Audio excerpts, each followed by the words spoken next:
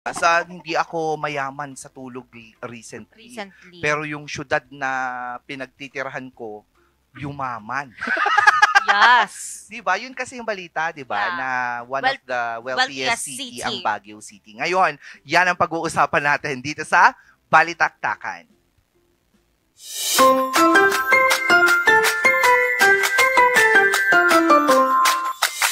The views and opinions expressed by the host do not state or reflect those of the company and its management.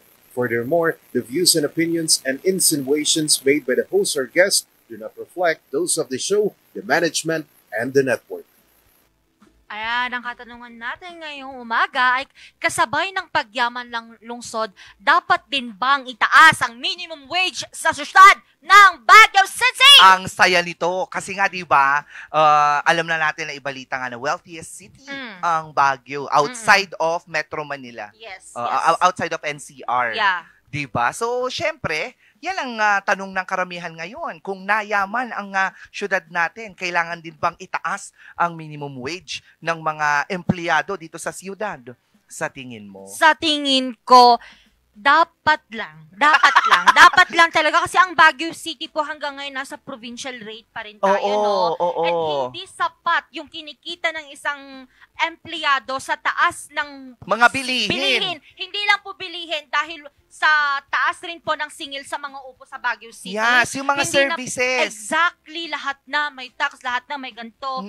Dapat naman din meron ding pagtaas ng sahod para sa mga empleyado para naman kahit papano hindi man siya pumantay, maaabot pa rin nila yung lifestyle dito sa Baguio City. Totoo, hindi man nga katulad nga lang sabi mo, hindi man nila maabot, at least masabayan man lang. Oo. Kasi syempre kung nagiging mahal ang isang lugar, kasabay din yan, yung mga bilihin, mga serbisyo, mga ganyang factory. Isabay naman natin. Totoo yun. Yung pumapasok sa bulsa ng mga empleyado. Kasi nakaka-dishearten.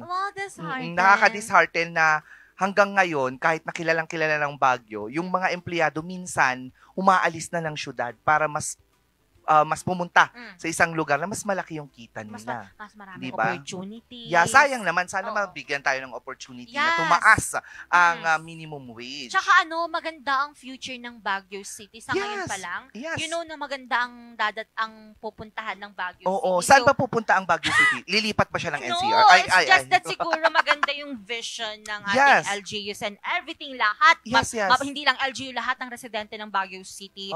Maganda ang vision. So talagang tayo. We're going to a future of success and providence. Well, hopefully. So let's also consider sana makonsider natin yung pagtaas ng minimum wage ng mga taga Baguio or yung mga empleyado ng Baguio, both public and private. Kasi pag public lang yung bakla. Paano tayo? Mas marami pa rin na mga nag-aano sa private. Yes. Yun lang naman. Kayo ba mga ka-MB, ano ang inyong mga reaksyon patungkol dito? Dapat din bang sumabay sa pagtaas ng minimum wage yung pagiging mayaman ng syudad ng Baguio? I-komento nyo lamang po yan sa ating live ngayon, Regional News Group RNG Luzon. Hindi naman kaya maya-maya pag pinost naman natin ito sa ating Morning Balitaktakan page.